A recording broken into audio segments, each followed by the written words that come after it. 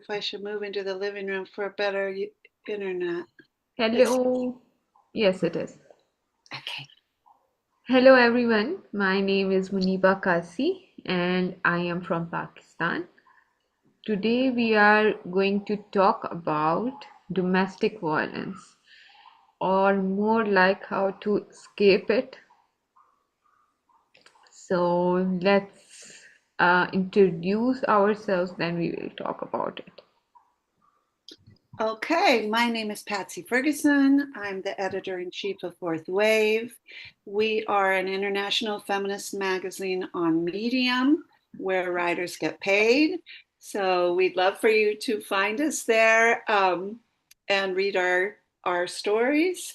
We have 60,000 followers on Medium, and we're I'm just so happy to be here on the live stream, pushing out to a new audience. I'm calling from San Francisco. So, anyone, I'm Vilma Reynoso. I am in Denver, Colorado, and I'm a contributing writer to Fourth Wave, and I'm happy to be here. Um, I'm Nima Joseph. I'm also a contributing writer to the Fourth Wave, and I'm so excited for today's discussion because I love the article, by the way. Oh, thank you. Yes.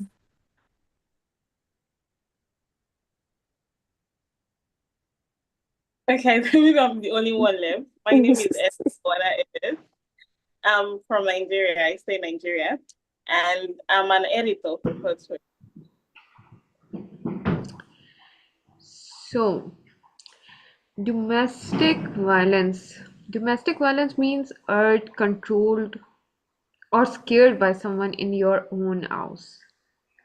So it is not about only partner, sometimes parent, sometimes the caretaker of yours, or something like this. Domestic violence is not only about hitting, it's about shouting, threatening, controlling money, which is the main point in South Asia.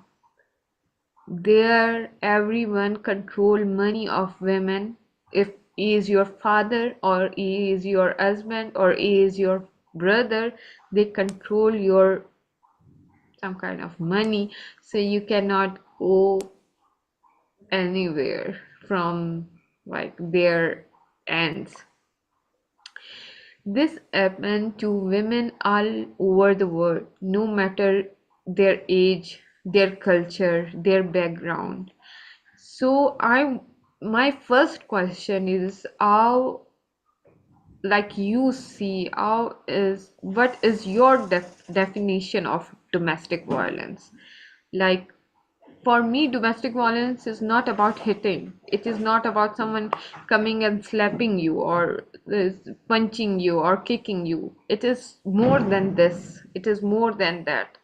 So, what is your definition of domestic violence?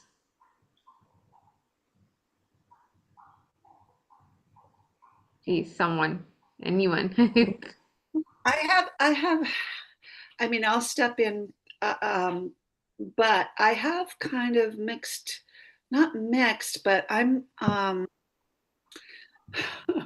have kind of a difficult husband. I think he's honestly a little bit autistic, I have to say, or on the spectrum. And he does do some behaviors which I've read about and seen labeled as abusive, just verbal. But I feel with him, I don't, the way I measure it is if he will hear me when I complain, if he will make an effort to change. I feel like, but I was very interested in this, in the books I read, in the story where, I mean, the titles about controlling people. I feel controlled. I feel like whatever I'm doing all day long, he wants to tell me how to do it better. And I find that very frustrating after 45 years. I'm like, please, I know how to turn on the stove or whatever it is, you know. Yeah. And so it's not that he's abusive, but that he has, you know, some personality problems. I hate to say it, but he makes up for them in other ways. He also has lots of lovely aspects to his personality. So anyway, just to muddy the water, I'll throw that out there. But please go I ahead. I agree with what like you were saying, like control is a big aspect of domestic violence, but it's also about like the intent. Like some dudes, no Mhm. offense to your husband, are kind of just like annoying and feel like they know everything. Like my dad is like that. And it's like they like if someone wants to control you and own you, that's what I would describe as domestic violence. Like it doesn't have to be like hitting and all that, but like if the intent is like you're a possession to them, then that's when it starts like crossing that boundary. Yeah, I agree. It's exactly that. It's the intent behind the verbal abuse or the emotional abuse, trying to control another person, trying to make them, do everything you want them to do, how they want them, you want them to do it. Um, and then, that could lead to all kinds of different types of abuse, trying to keep that person in line.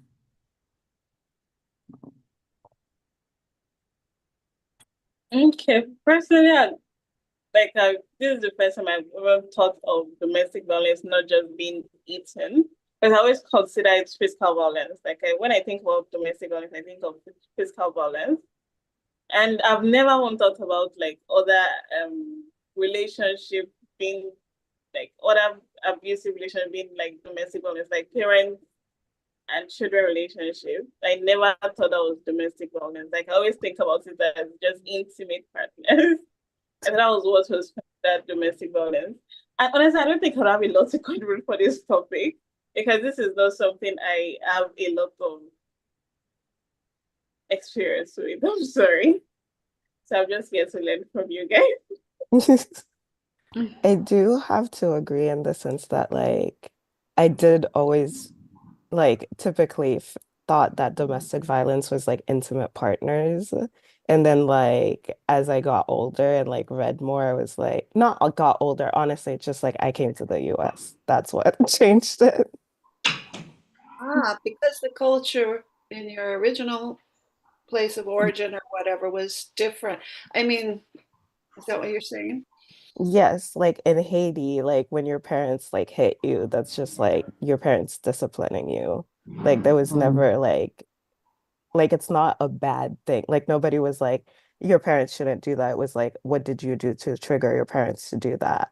But if like a husband was hitting a wife, it was like, oh my God, that's like the worst thing ever. Like we need to like save her. Yeah. And like oh yeah, it's the same thing. Like parents eating children is normal. It's discipline. Like they'll say spread the word, spoil the child. I remember when I was growing up, when I was like 8 years old, I my mom beat me up one day so badly. I wrote a letter to her that was leaving the house. I was running when I hid. Like I wrote the letter and I packed some of my things and I went to hide somewhere in the compound. So like over here, parents beating of their children is actually very normal. And unlike your place where you said husbands eating their wives, yes, I would not say it's normal, but they also try to explain it. Like, what did she do? Maybe she's stubborn and things like that too. Yeah.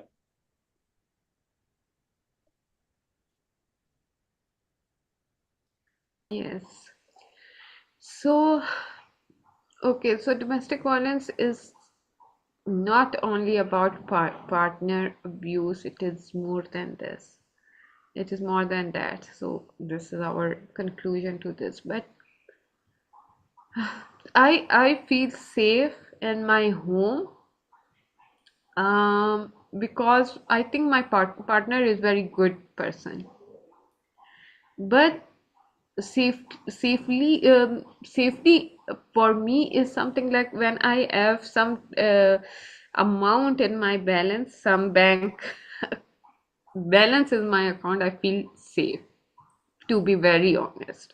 It is like for me, safety is money, and I wrote an article about it.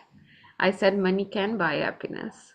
And everyone saying that no, money can't buy happiness is just lying or something like this. So, what does safety at home means to you, and what is safety for you, and what you tell women? Like, I want to tell everyone from Pakistan to all South Asia and everyone, like Nigeria and everyone, start small businesses for yourself. So start, if you can do anything else, start making some kind of food, like, and selling it. Go to home and sell your food or something like that, but make yourself um, independent and have some money for yourself. So this is a safety, I think, because in South Asia they control money. When they control money, they don't allow women to go anywhere. Like, women can't go anywhere without money.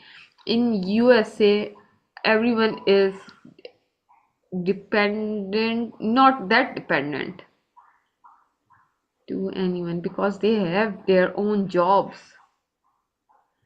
But in Pakistan, in South Asia, this is not thing.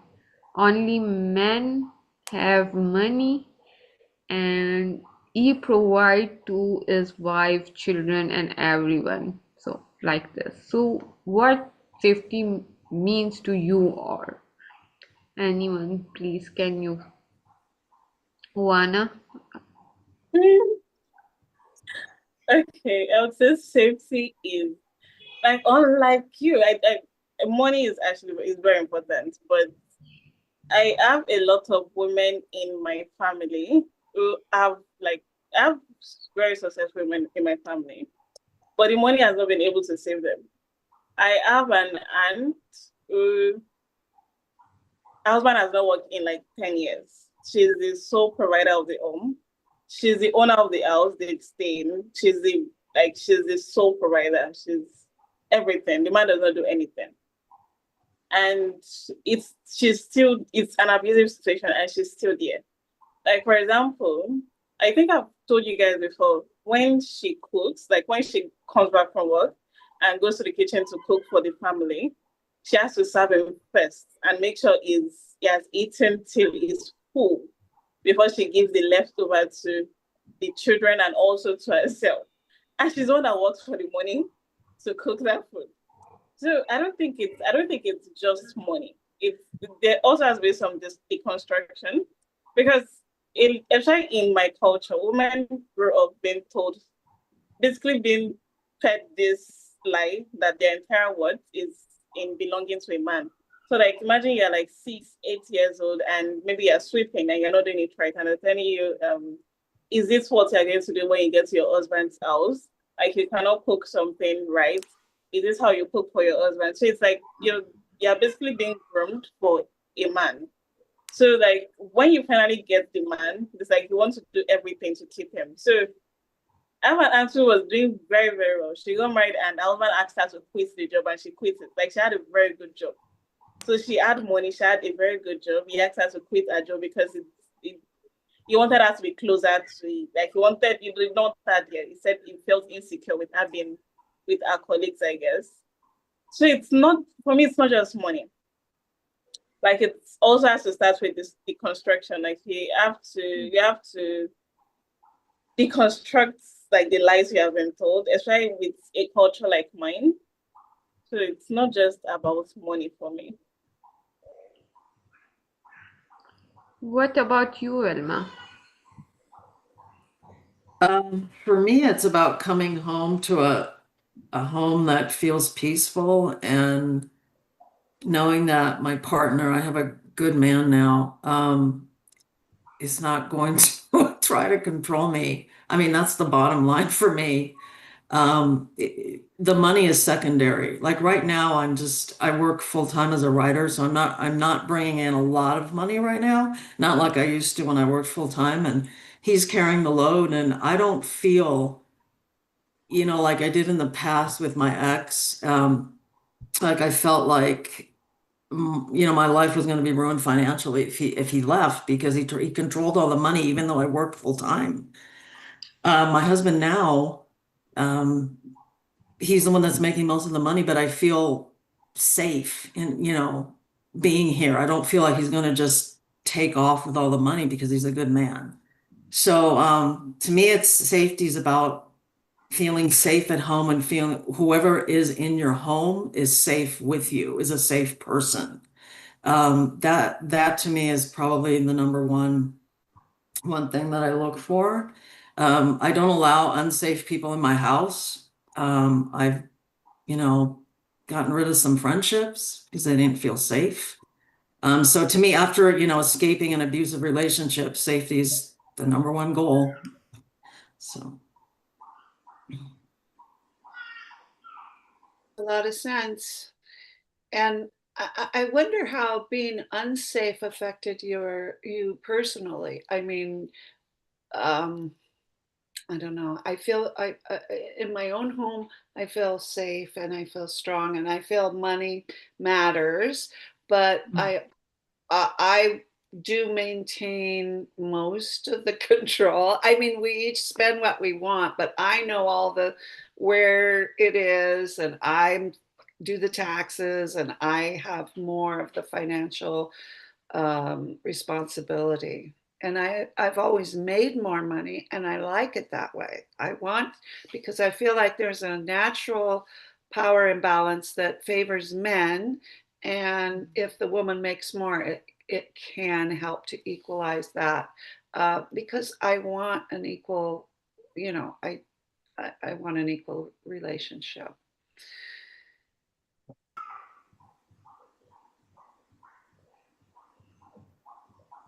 Oh. I I wanted to say some, oh, sorry. no, go ahead, go ahead.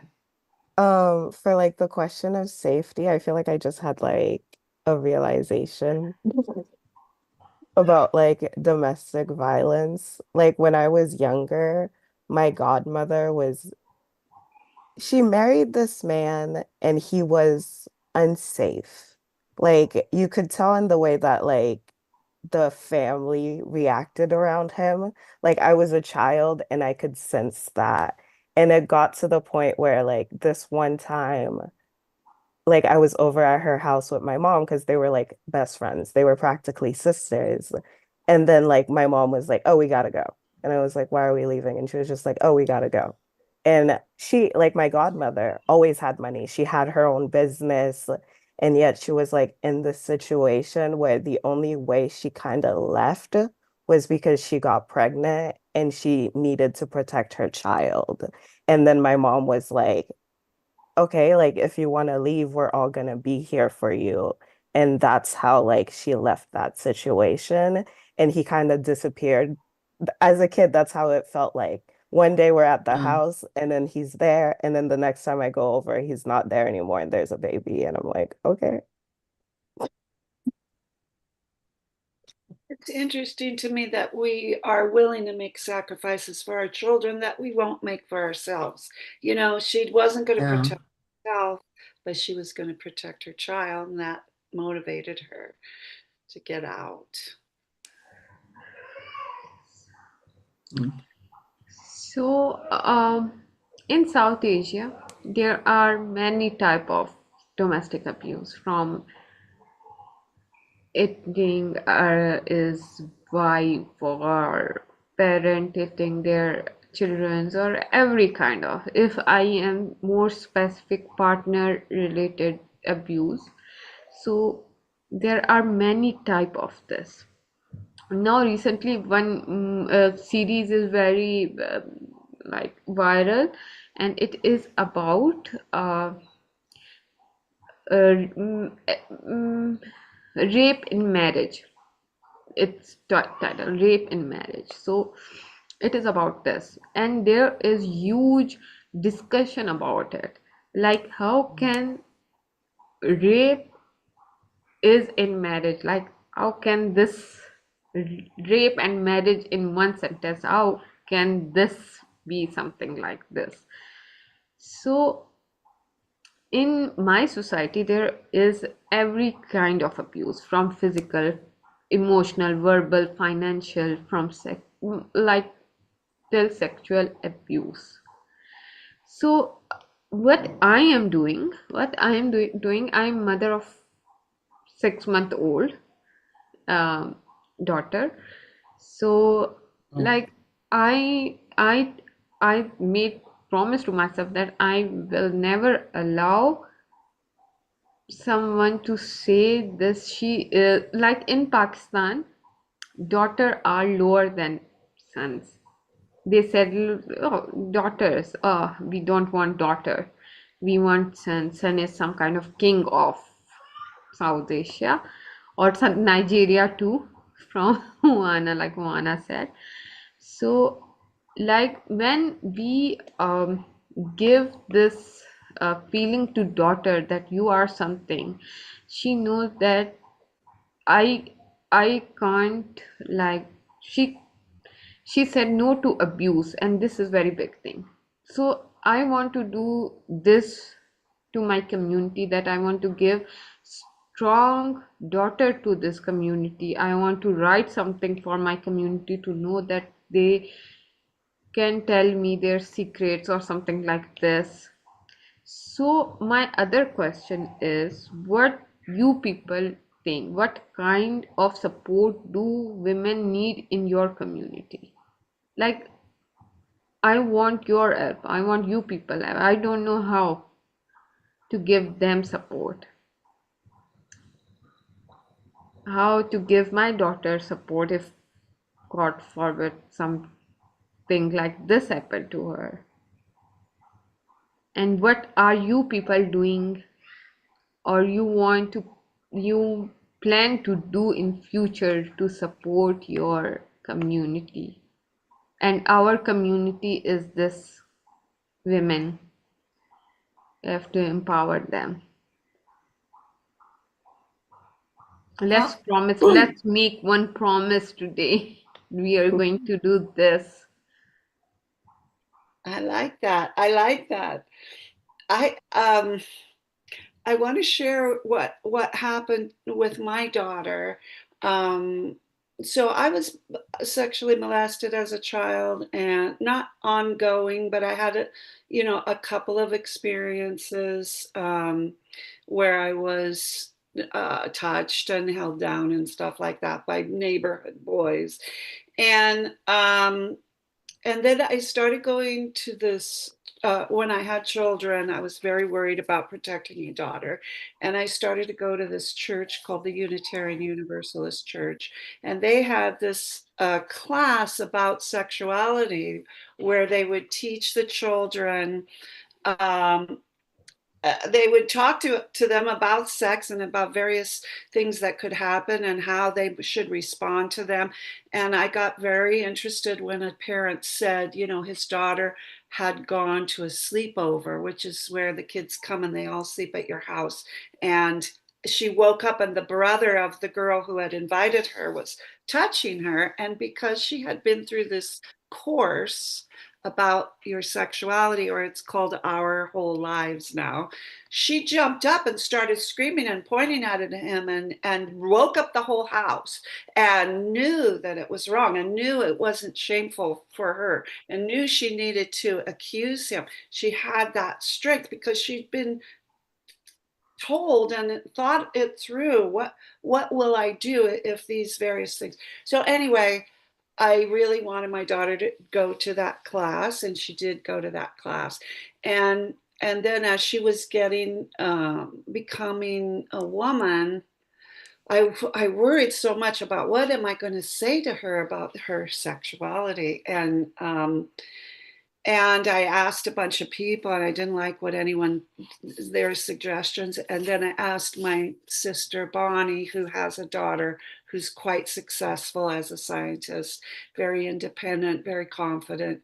And she said, well, I told Jessica that I wasn't going to try and control her personality, her sexuality, that her body belonged to her, and that she got to decide when she was going to have sex.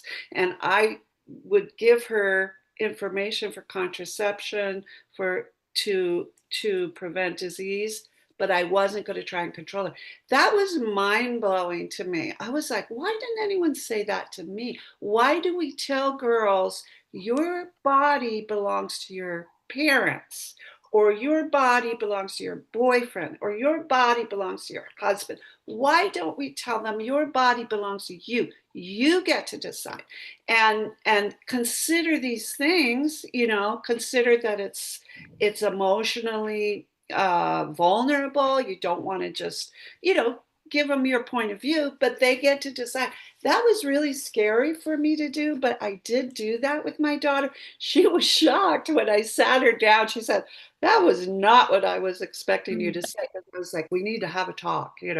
And she was amazed, and she grew up to be just a fabulous woman who knows how to live her life.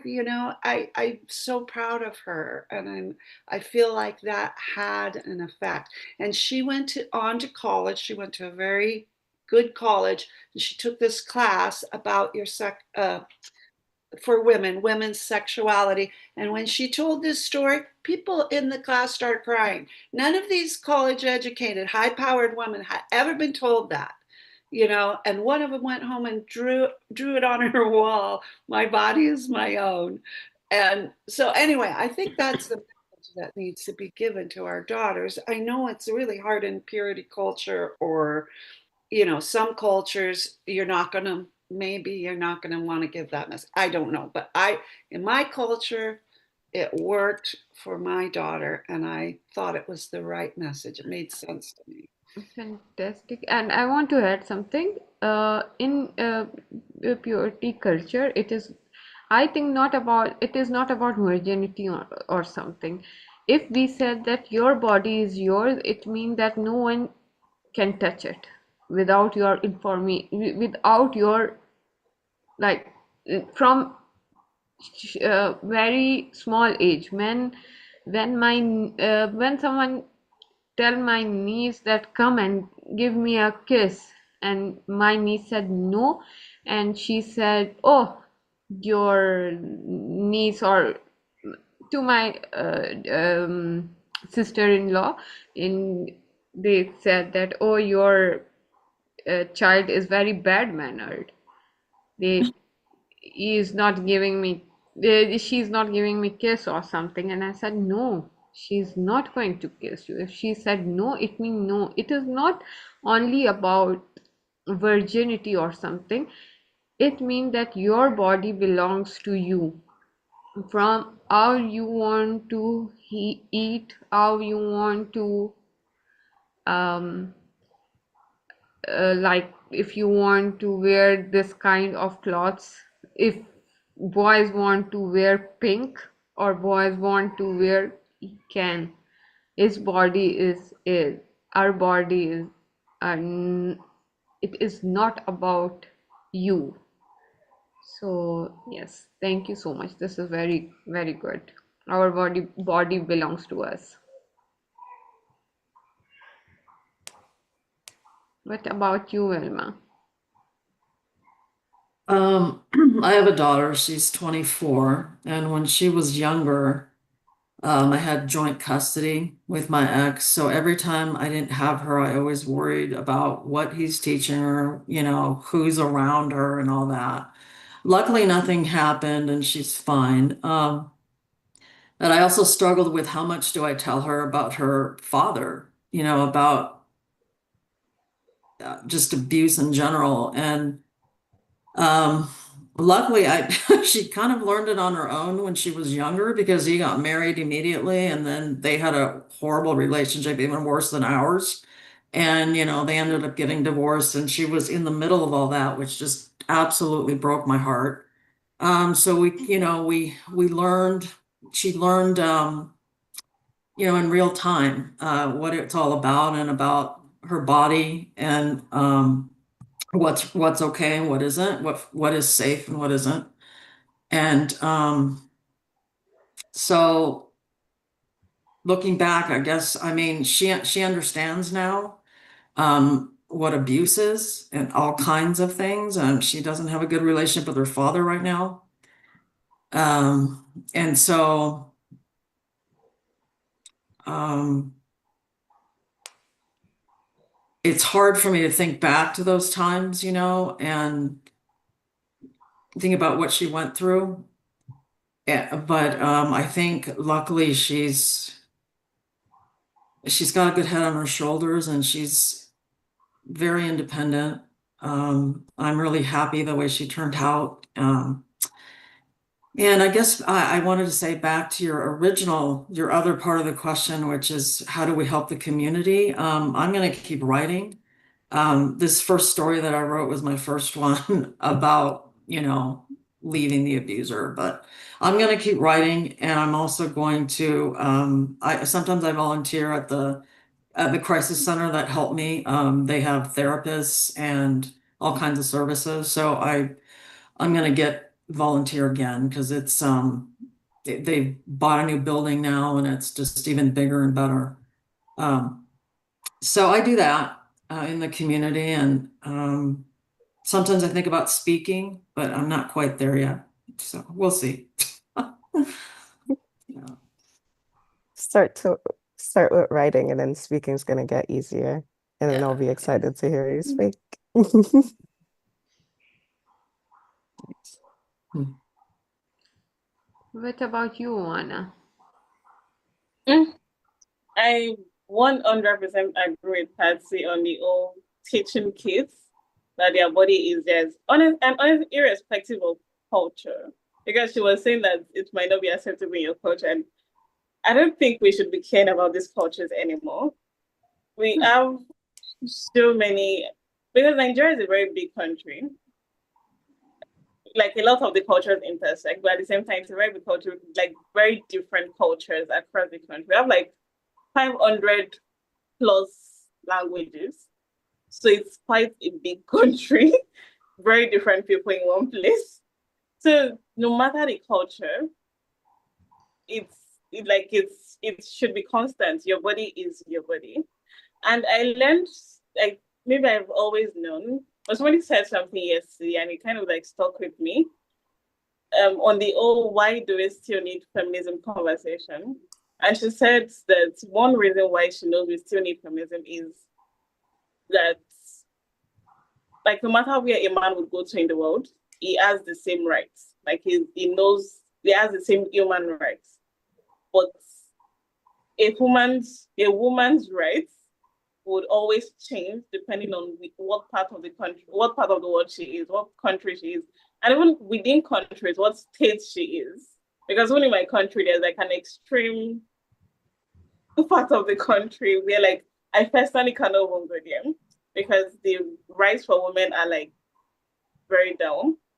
So, like, irrespective of culture, irrespective of anything, I think that's a very valid thing to teach kids. Your body is your body. You can do whatever you want with it and learn the lesson along the way.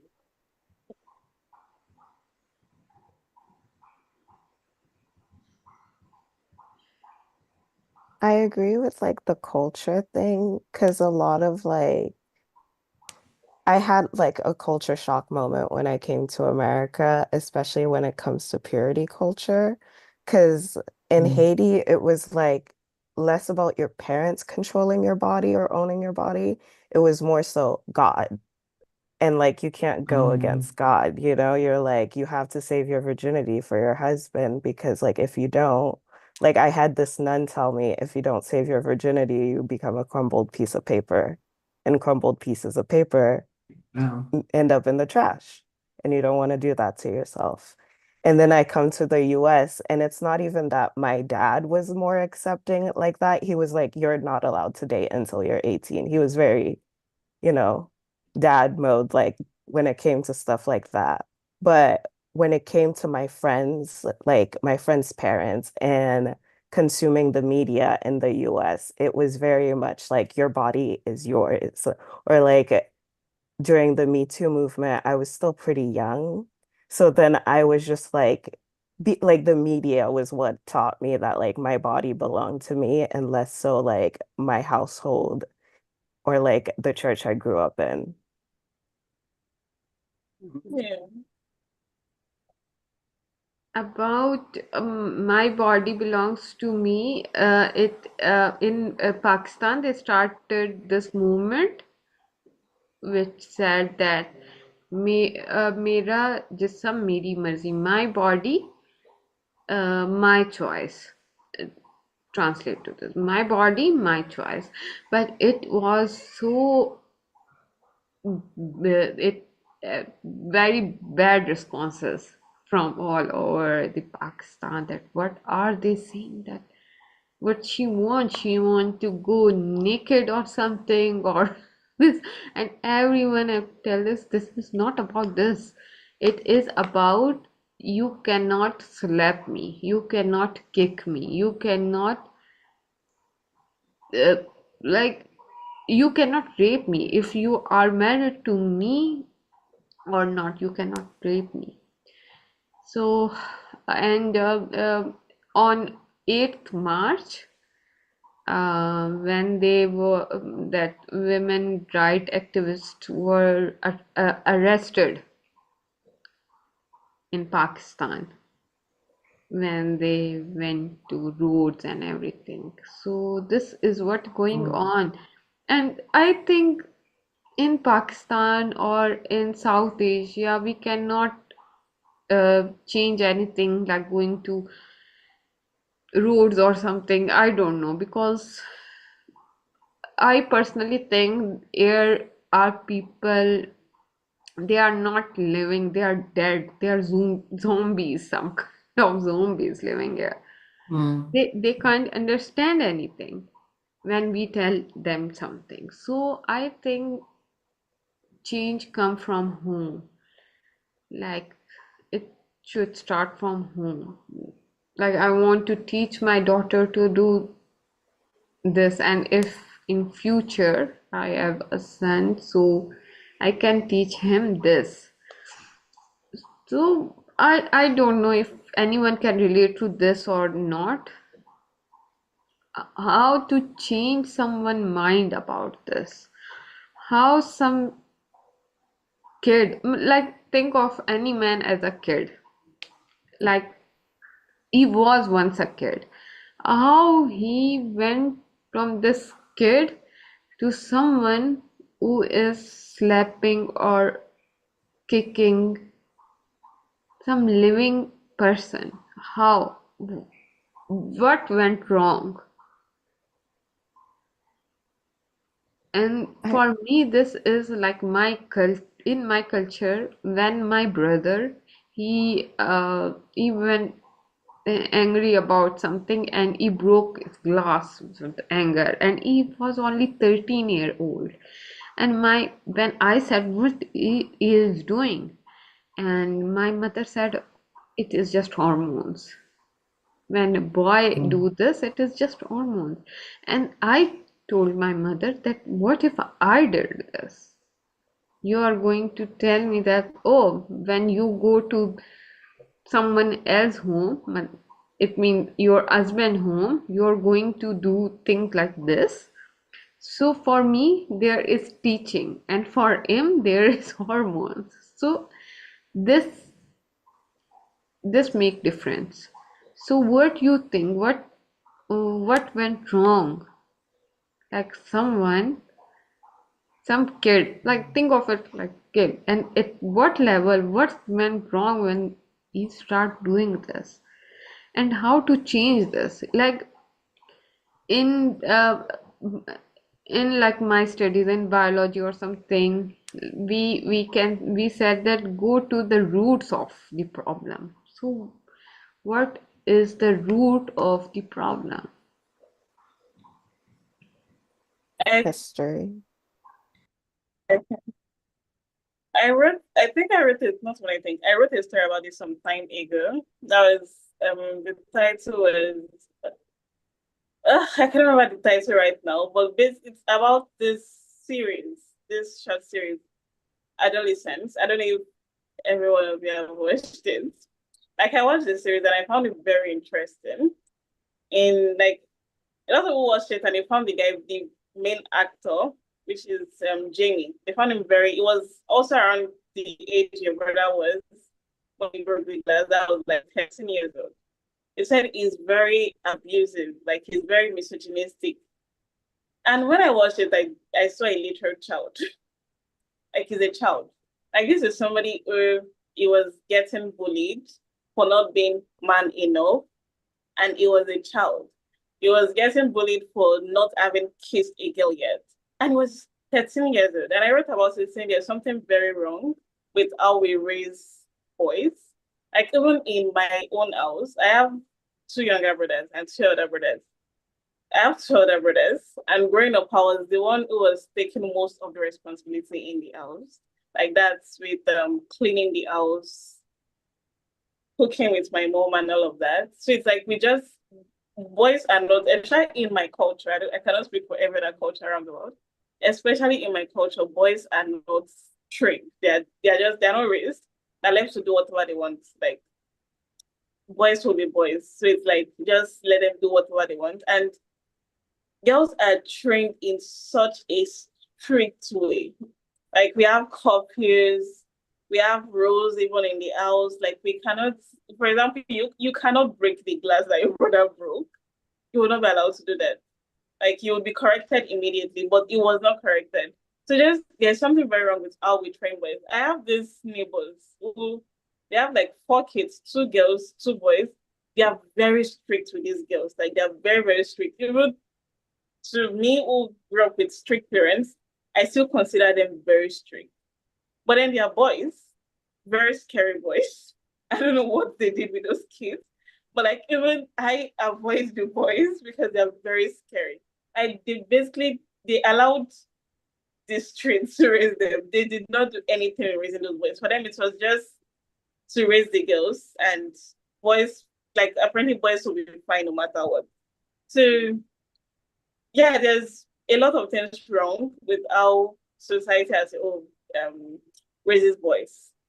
And yeah, like one thing is accountability, and also just letting kids be kids, like letting I don't like the old responsibilities based on gender. Like we do that in my house in law. Especially growing up.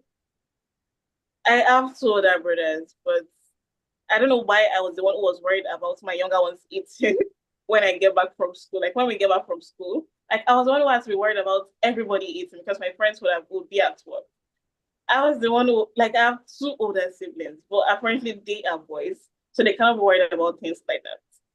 So just let's raising kids as kids, not assigning responsibilities based on gender, and also accountability. Girls are held accountable for their actions and boys are not. Not even as women and men, like as children. Girls are held accountable for their actions. Like a girl cannot be throwing glasses around because she's angry, but apparently a boy can because boys will be boys, I guess. So just raising kids as kids, not assigning responsibilities based on gender and holding them accountable for their actions. So I think that is what I would say.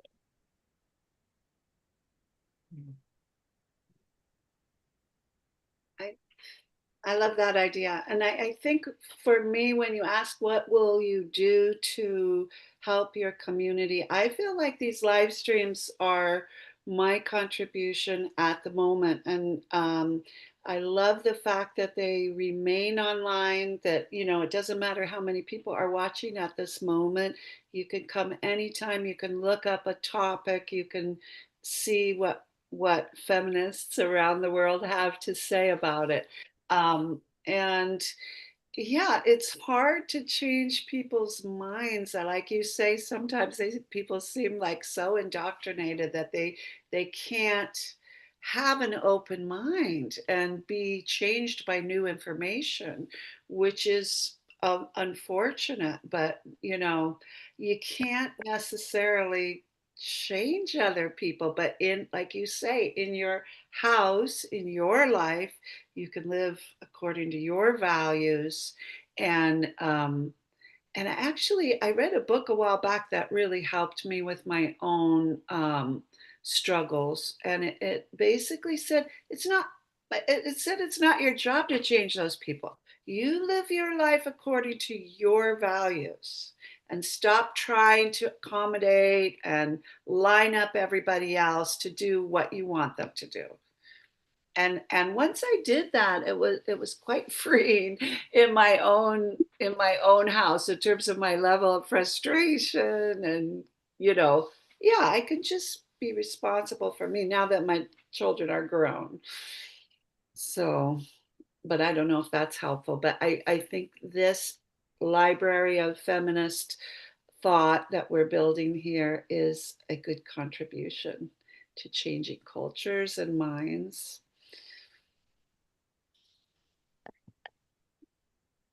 I agree, especially because like of how young I am compared. I don't know. I feel like a child when I'm in these live streams and I'm just like learning about new cultures and like people that are more experienced than me. And it's like eye-opening, I would say. Like I really love these. So much. I'm old and I'm still learning because you never Yes, know. all of us, we all are learning something. But I bet now, Vilma, you mentioned in your story a couple of books about controlling behavior and how to respond to it. I wonder if you could share some tips. How do you supposed to respond to situations, unfair situations where you're being um, controlled or oppressed because you're a woman? Well, something you could try is if somebody says something to you that makes you feel, like it's inappropriate or rude or just mean, say something that, did you mean to say that? Or what do you mean by that? Or tell me more.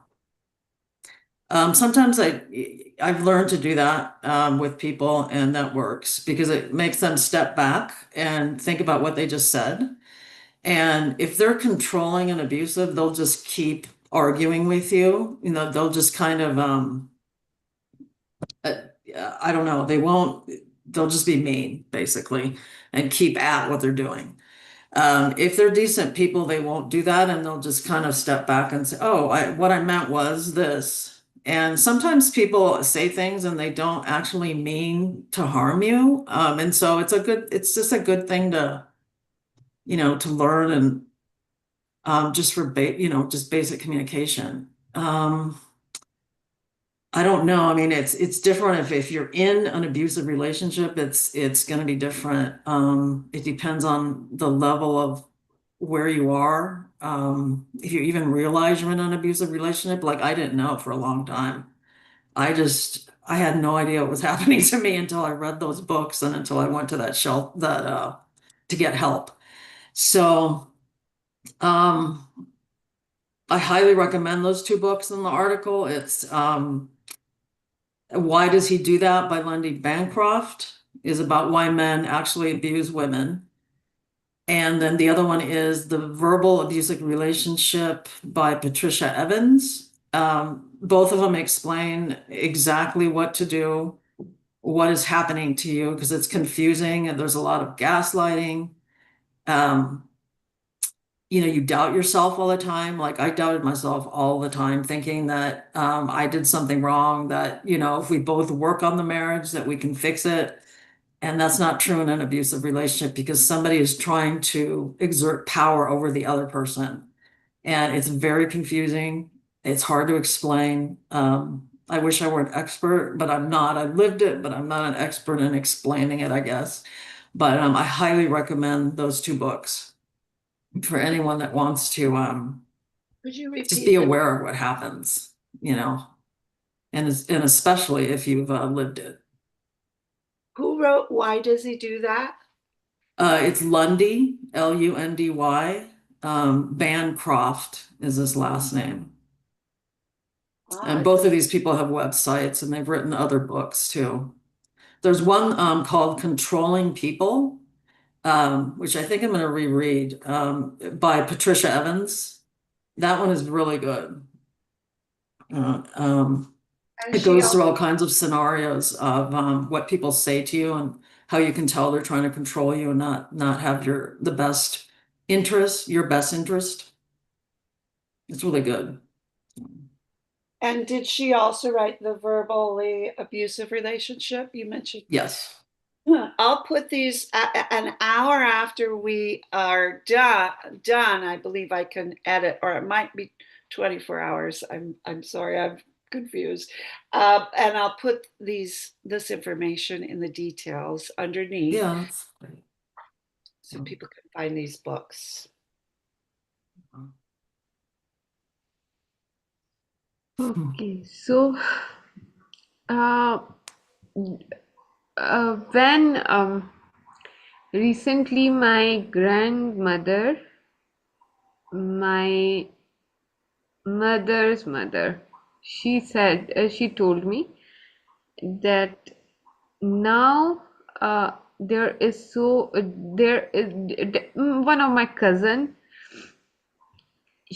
her husband, he did some, like he slept her or something like this. There was bruises and everything, and he is very good man.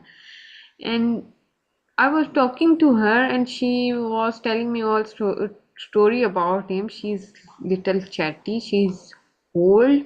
She is like 89 years old, and but she is very chatty, and we like talk, and she can't hear, and she is like screaming to the wind. But she told me whole story about it, and she told me that Fatma was her husband. She have this big mouth, and she was telling big things to um her husband. And then what can he do? He slapped him, and she was very like it is very normal thing. And I was like, why he slapped and used his mouth? If she have big mouth, he can also use his big mouth too.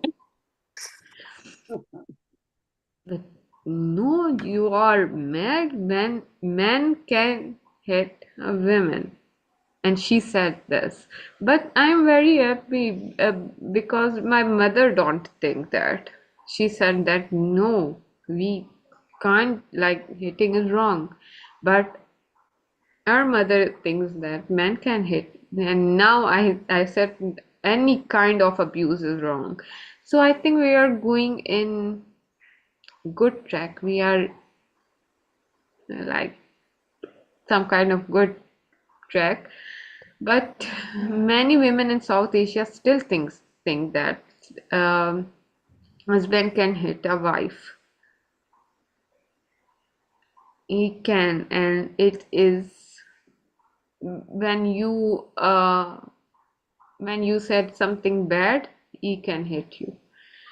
So, in last some minutes, I just want to say that what you people, just two words or something, like what you want to say, that how can women say no to violence if our husband is good man, but he slapped her or something like that? How can women said no to violence? For me, slap means you can't slap. If it is even one slap, you can do this. You cannot do this. If you are good man, it is done for me. For me, it is done. You cannot hit me. Full stop. But not many women thinks that. They said, "Oh, this can be negotiable or something like this." I would not stay with a man who hit me, and that's well, Yeah. same thing you said. You can't do that, or it's done.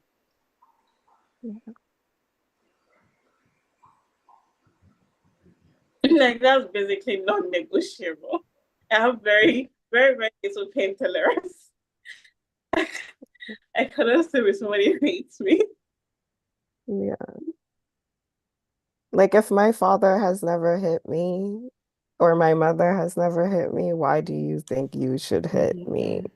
Like, Well, I want to say, I think that's another reason we shouldn't hit children, Children, yes, Yeah. because it trains them that hitting's okay, that maybe I deserve it. Hmm. yes. I don't think we should. And there are other ways to discipline children. So, domestic violence is not a private issue. It is human right issue. Listening to women voices from around the world help us to understand the problem better, I think. Thank you so much, Wilma, for coming, You're and welcome. Thank you for Nima having for me. coming. Yeah. And so, Patsy, you want to end it? Yes, wonderful to see you all, and I'll see you next week. I think next week Sangeeta's going to lead. She's Or going to have a guest who wrote a story about a woman who was raped and then tried to gang raped, and she was killed. she tried to commit suicide. She became paralyzed, and then she asked for euthanasia, and she was given it.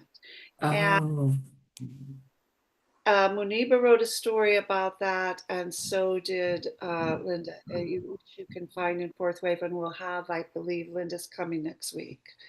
So